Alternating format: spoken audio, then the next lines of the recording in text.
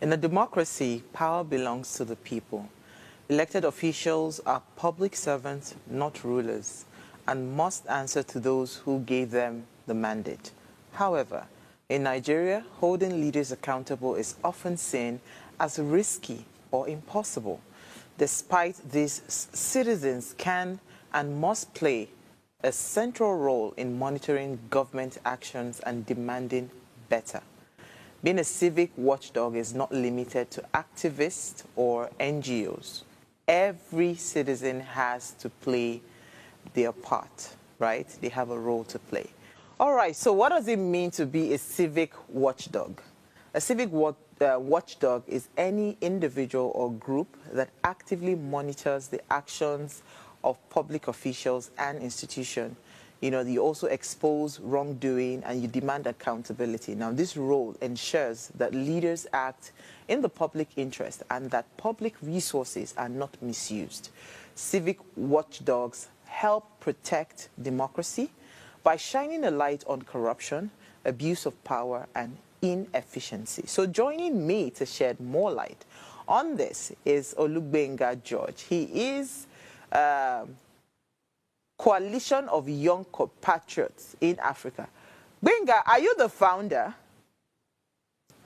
Well, it's a coalition, like you hear it. So, it's a combination of different. Oh, okay. Groups. But even if it's a coalition, isn't not one person that will start the coalition before others will join? I am regarded as the convener. Oh, the convener. Aha! Because my producer did not put the right what's it called, terminology for you. Thank you so much for joining me this evening. It's a pleasure. It's so great to be here again. Yeah, so always lovely to have you. So Benga, let's chat. You know, why do we first of all need to start to take on this role as watchdogs in Nigeria? Why is it important? Let me begin by saying that there is a popular saying that says that absolute power corrupts absolutely, of the public who put them into power. It's basic. Generally, the discussion is always life is about it's about interest. What we have today, especially in Africa's democracy, is a division between the interests of those who are governing and those who are being governed. So it is very important for those who are being governed, since they are the umpire that brings in those who govern, to continue to watch them, to ensure that they carry out the functions and duties for which they have been brought into office. That's very interesting. Are watchdogs, the roles of watchdog, right, is it an effective way to truly monitor? So if I take on that role as a watchdog, how effective is it to monitor leaders, right? That is in general terms. But if you then bring it down, so it's two questions in one. If you then bring it down to Nigeria, can a watchdog truly effect any meaningful difference, in terms of calls for accountability and all of that? The two, for both questions, the answer is yes. Watchdogs are very important, like we stated, because they help to keep those who are given the opportunity or the responsibility of leadership in check. Now, can the work of the watchdog actually, be meaningful? Yes, absolutely. As long as one is not in the side of power, the other party should be watchdogs. Every other person should be watchdog. Because what are we watching, basically? I think that's where we begin the conversation from. We are actually watching something that we all have in common. So for Nigeria, for example, we have a nation that we call Nigeria that has 36 states, that has the Federal Capital Territory, Abuja, that has mineral resources in almost every state, that has crude oil, that has quality people and human resources that it exports to every part of the world. So this is a treasure that should be guided. This is a treasure that everyone needs, to be on their feet to ensure that, to a great extent, that these people are able to actually fulfill their obligation of ensuring that each individual within the frame Nigeria is able to fulfill themselves. The essence of government, in School of Political Economy, it says that no government is allowed to increase its population faster than it can increase their chances of happiness. So the responsibility of government, or the reason why we choose leaders to go into leadership roles, is so that they can help us manage resources and convert them to public use, so that everybody can have a fair share of what is naturally and abundantly deposited under our sky, under our earth, within our geographical space. So the responsibility of watchdogs, especially in the Nigeria case, is very important. And the failure of effective watchdog is the reason why we are at the point and at the position where we are in the country at the moment. How do I mean? Over the years, we have had, especially since the reintroduction of democracy in 1999, we have had a citizenry that seem not to be too interested in the concept of politics and what happens in the world of those who lead. Yes, we are aware that elections happen every 4 years, and somehow we have managed to be a part of that.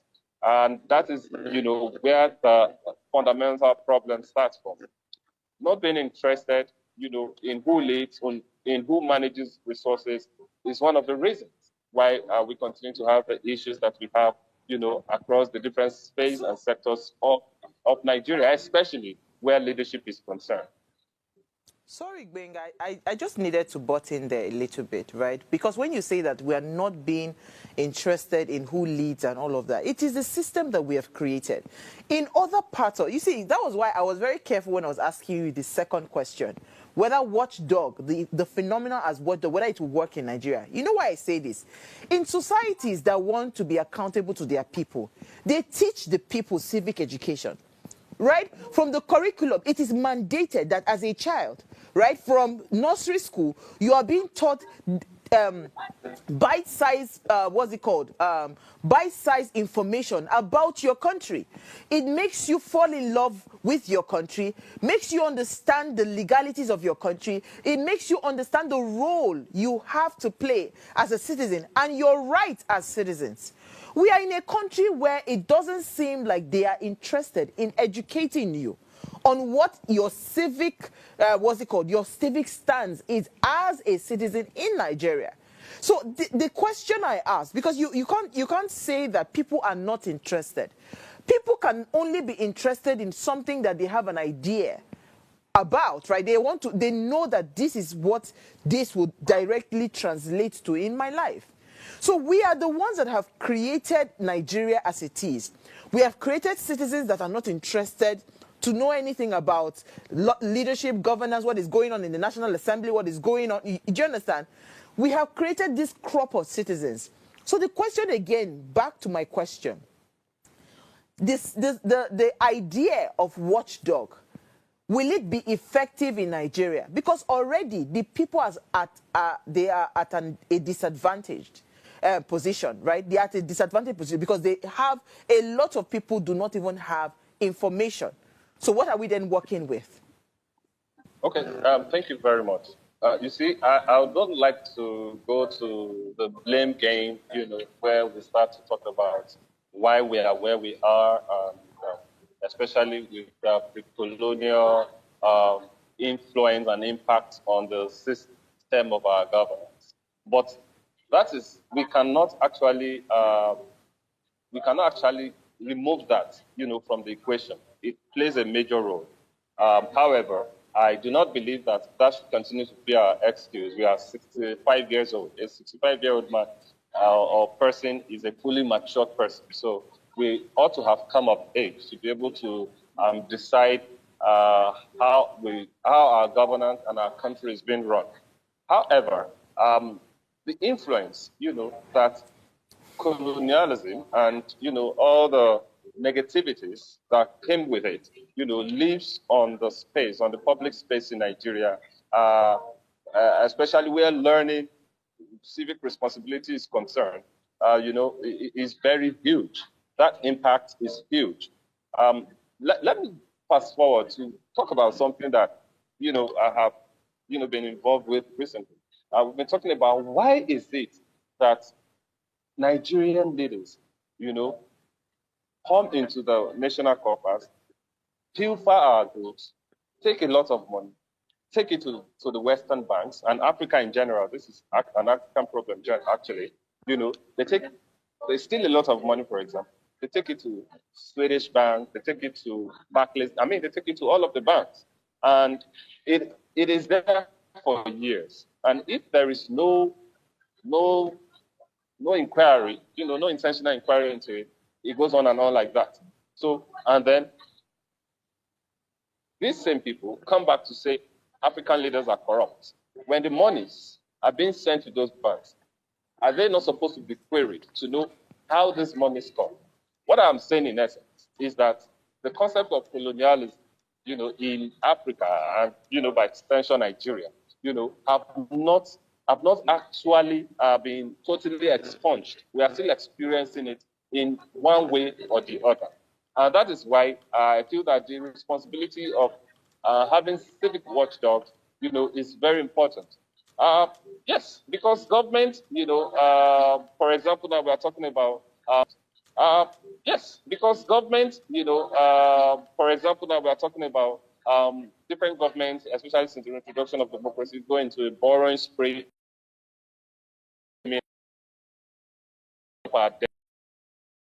Other now that is actually concerned with maybe let's reduce our debt burden and all of that. But you see that continuously, successive governments continue to be involved in borrowing, and you're wondering why. Well, we see the impact, we see the effect. We know that there are resources on ground, but the conversations and the negotiations that are supposed to utilize those resources for the good and the betterment of the people are definitely not had. Those conversations are not had. Rather, what we have is that these resources are taken and brought back, in one way or the other. Our crude, for example. So it is an African problem, and those who come into leadership actually get to inherit this. For example, now, let's use a practical example. The person that left a debt burden with the IMF, with the World Bank, with Chinese bank, with all the different banks internationally, and, threw the country into trillions and trillions of debt. He knew what he was doing. And these countries also know. But what has been done to significantly stop this? Okay. What has been done? So the civic dogs, civic watchdogs, it becomes imperative, I beg your pardon, for individuals, to actually wake up to this responsibility, knowing fully well that those who are in government sometimes have their hands tied. It's easy to actually blame them, but they go into different agreements by these international bodies that, put them in stringent conditions in order to keep them in perpetual subjectiveness and beggarliness. And it is wrong. And this is why civic watchdogs must actually rise up and begin to approach it from that angle before we become local. Okay. So I just want to quickly touch on something that you said. You said that a 65-year-old person, you understand, you're supposed to know what you're doing. I want to go back and humbly say that it is an intentional and educated 65-year-old person, right, that will that will know better and that will do better, right? Because if I have a baby today, I have a newborn baby, 2025, nothing is done to that baby. The baby is just in a black room, right? No form of books, no. Okay. Intellectually, that baby is still a baby, right? Yeah. I'm not arguing.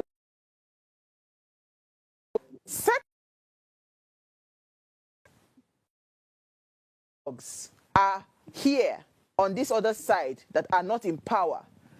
The people that are in power they must also be willing to be watched, right? They must also be willing to be watched. You touched on the IMF loan. We asked a very simple question. When that loan was paid off, how come that there was no intention to actually let us in on how the funds were gotten to be able to pay off that loan? Right? We asked that question till today. Correct me if I'm wrong. I've not seen any report that says, okay, this is where we got XYZ billion to be able to clear off the IMF loan. That, for me, is not transparency. It's not enough for you to tell me you paid a loan. What if you took another loan to pay, rob Peter to pay Paul? Secondly, all of these conversations around, what's it called, debts and financing and all of that, you took away subsidy as a government. We are yet to get a proper report to say, okay, from the time I assumed office and I announced subsidy is gone, XYZ amount of money has been generated, and this is what it has been channeled to. Maybe this infrastructure or that infrastructure. So, will watchdogs, you understand, will they be able to watch what's it called, someone that is not willing to be watched? Because to some extent, I feel like it has to be both palms rubbing each other. When we hold you accountable, you also need to submit yourself to accountability. Or am I wrong to think that way? You are not wrong, Uwa. You are very correct. You are very correct. However, you must know that if someone benefits personally,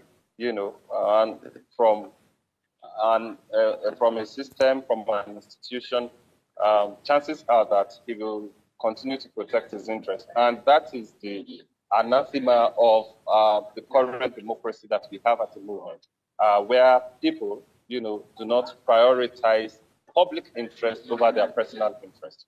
However, I would also like to state that sometimes these informations are also made available. I understand the allusion you made to, the paying off of the IMF loan and how it was, how the sources for the funds were not are clearly stated. I agree, that the government should be more accountable to that and be more transparent and be more detailed in telling Nigerians how, that fund was gotten and how it was paid. And, because there are a lot of funds that they are talking about now, for example, talking about moving foreign,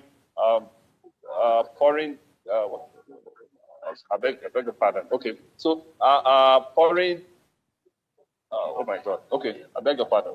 So basically, the government is to some extent, they release information. The responsibility of civic watchdogs, which is the responsibility of every single Nigerian who is not in power, is to query each of those decisions, each of those information. And good enough, because the system has actually known, has tested over time and realized that those who are in power will intentionally want to release information.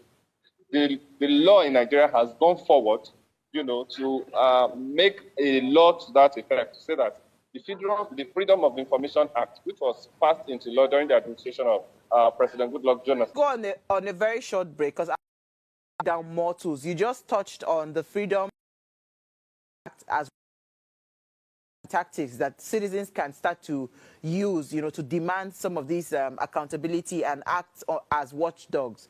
I would like you to break down more tools.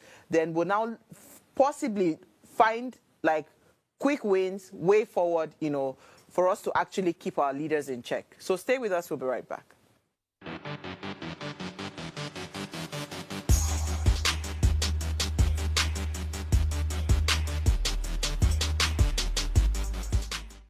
All right, thanks for staying tuned. And if you are just tuning in, thank you so much for joining us. We're discussing citizens watchdog, right? We need to become watchdogs for our leaders, just to put a check to some of the you know, the nuances of leadership or maybe absolute power like the guest had talked about. So please, let's hear what you have to say.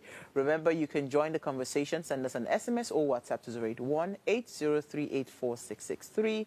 You can also call our phone lines. The numbers to call are 07025007749 or 07014242420. It'll be important for us to hear what you have to say. Do you think, you know, we are doing enough as citizens? Can we truly take on the role as watchdogs, right, to our current crop of leaders, right? And I have with me Olugbenga. He's joined me via Zoom. Olugbenga, sorry. Yes, so, I mean, Benga, before we went on a break, you touched on, what's it called, using the Freedom of Information Act, right? There are other tools that we can actually take advantage of. Do you want to quickly run us through those tools? Benga, are you there? Yes, I am here. Yeah, Can you go see ahead. me? All right. So there are several other tools that we can use. The budget tracking tools, you know, for example, and we have an organization that's called Budgets in Nigeria that has actually maximized this tool to demand, you know, how government spends its money. And it was reported that 56% of federally funded projects in 2023 alone were abandoned. And that's according to budget. You know, they have a project that's called Tracker. And 1.2 trillion naira was lost. And actually take advantage of those kind of tools, budget tracker. They also documented 47% resolution rate for projects flagged by citizens in 2023 versus 12% that were unflagged. So that is another very important tool that we can use. Then there is another tool that's called Shine Your Eye. I believe, you know, this one is also a very important tool. It is an engagement analytic that helps to provide information. For example, it stated in 2023 alone, a report from Premium Times says that 62% of representatives contacted via Shine Your Eye responded to constituent queries, which means, unlike we always think that our leaders don't respond, it means that sometimes the people don't actually make efforts to actually ask in terms of directly reaching out to them to ask. It's another tool that is very prevalent that we use now is social media. And I like to, you know, harp on this a little more than others because of time. The concept of social media, you know, has what I call both risk and rewards, you know. For example, social media has helped through projects like the Open National Assembly, you know, that was inaugurated in 2027, has helped to pressure the National Assembly to publish their budget. And if you remember, they reviewed 150 billion naira annual office upkeep cost. That was where that information came from. It was through the Open NAS, and that is a social media drive. And it is very interesting and it's very important that, you know, citizens can actually engage that. There's also other parts, fact-checking part of this, which, you know, I believe that civil society organizations especially can take advantage of to, you know, ensure that questions are asked and that responses are gotten. The interesting part of social media is we have very notable individuals who have been doing well with this. We have very dark man, for example, who has shown examples that social media can be used for good. You know, because it comes to the social media, it talks about what a government official is not doing right. And, you know, you see the whole citizens go agog trying to, you know, air their voices. And we have seen, especially, how effective this tool works, because especially in this administration of President Tinubu, just to even add to seen what you're saying, there's a young man called Randy Peters, right? He's also doing something really amazing. He's been calling for electoral reforms. And I believe because he did a 30-day challenge, he went to the National Assembly to submit so he's not just ranting on social media. He's also gone to the National Assembly to go and submit a formal petition to say that we are calling for electoral reforms. I mean, he's been going round. You know, so I also believe that, yes, he is someone that is doing amazing. For want of time, right, I wanted you to quickly touch on what do you think are the what's it called? The challenges. If I decide to wake up today and say I want to be a watchdog, we saw the young girl that went on social media to start a 30-day rant. That is also being a watchdog, right? Because that was a form of her calling out the government to say, this is what is going on. What are you doing about it? That is like keeping them accountable. But we saw how it panned out that, you know, they were threatening her from her NYSC secretariat, blah, blah, blah. But long and short, I mean, because the people were with her, they couldn't do much. But this is just one out of many that we do not know about. I hear that a lot of people that were arrested during the NSAS protest, they are still in police custody, right? So what do you think, if you wanted to quickly summarize the challenges we will face when we decide, should we decide to take on this role as watchdogs, what will be those challenges that we are going to be facing? Quickly run by that, then we can now think of way forward. All right, we must be prepared to know that, first of all, if you are going to watch somebody who doesn't want to be watched, like you said earlier, the person is not going to allow you to watch them freely. So what we have is that we must be prepared for refusals by those who are in leadership, like the example you cited, and that's talking about the NYSC core member in Lagos who, you know, made an allegation, you know, and was received the way it was received. I mean, that's a public story that everyone knows about. So they are definitely going to refuse to be checked. They are definitely going to refuse to, they are going to try to avoid being checked upon. They are being watched. And that is not now supposed to make us say, okay, we are going to go back. We have seen others, you know, the example I cited, we have seen people who speak for public and then they are arrested. So that also cannot be ruled out or may not be ruled out. We must be prepared, you know, for all of that. Challenges also, such as also being denied of certain rights and in the public, you know, are also there. It might not come directly, but we must be prepared for it. And because social space is also replete with several examples of this, you know, people who are intentionally denied without being told. For example, people are picked and arrested without actually being told why they're arrested, you know, without even a proper warrant. Or sometimes they go and get a warrant and they tell you this is the situation, you have been arrested, and maybe it is until the whole explanation is gone before you can actually talk to, they know the reason why such person is being arrested. Am I being heard? Yeah, go ahead.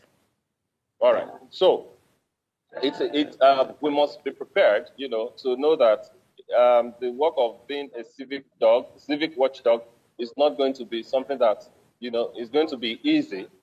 We must expect all of the refusal, all of the objection from those who are in power. We must expect it, like we are witnessing even now, like we have always witnessed in this country.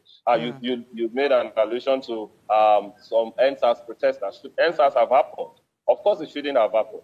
Those that lost their lives, have they been admitted? I mean, has it been admitted publicly that people lost their lives? No. So it is not going to be easy. I mean, it's not a responsibility or a task that is going to be easy, even though it ought to be. And I kind of have some faith, you know, in the current leadership of the country, you know, not in a particular individual, you get what I mean, but because of the fact that democracy is improving and the subject of accountability demanding is also improving, you know, that those who are in power will sit up and know that they are being watched, and then they will behave better. We just hope. I mean, that's just hope, by the way. It is not a guarantee.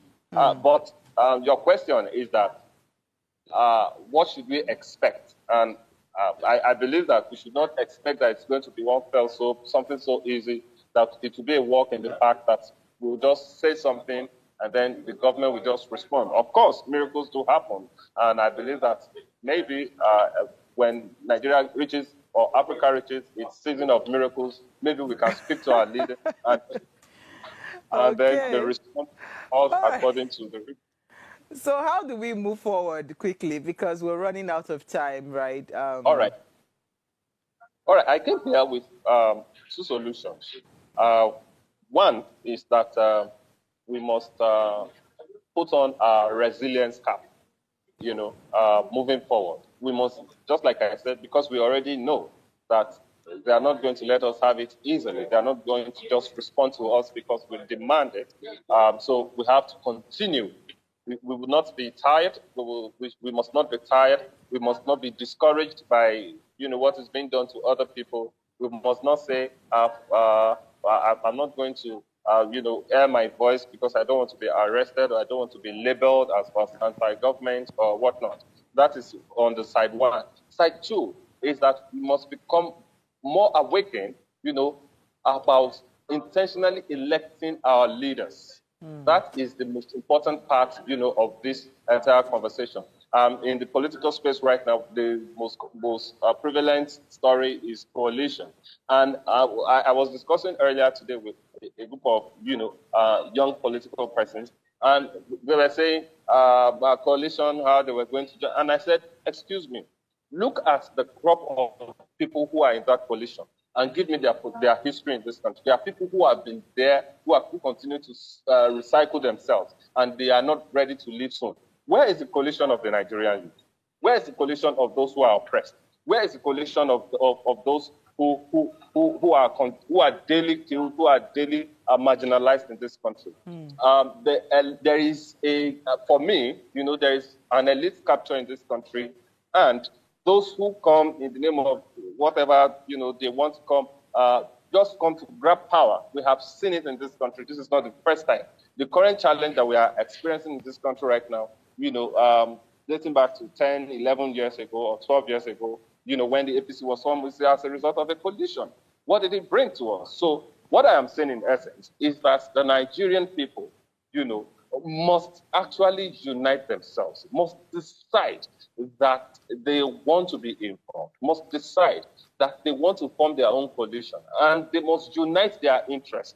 We must not say for party A or for party B, without critiquing the proposals, without critiquing the manifestos, of the political parties we claim to support. These are not the days when you just identify with politics for the purpose of just identifying. No, we are saying that you have to identify with intention. We have to identify with purpose. And what is that purpose? A better Nigeria. And how do we decipher it? We have seen the track record of many who have handled power, at one point or the other, and we see what they are bringing to the table. And then we can now look within ourselves to say we are also able, to step up to the plate. And that's my message, really, that more Nigerians, especially young people who have not tasted power, should have courage to confront the institutions, should confront the system and say that we deserve to be here and win the support of the same people, the people with whom they are in the same situation. Absolutely. It's easier for me to say, where the shoe pinches. Both of us have suffered this thing, so let's go and solve the problem. Unlike people who don't really know what the people are going through. The elites in Nigeria don't know the cost of the bag of rice. They don't know the cost of a model of Gary. They don't know all those things. They just have it in a store, and it is there. I was just going to say that democracy thrives when to be there. System, it will be a struggle, like the guest said. It's not going to be easy because you are literally going to take food out of their mouth, right? But the future of the country depends not only on the elections, but also on the everyday vigilance. So let us be intentional about checking our leaders. So thank you so much for watching.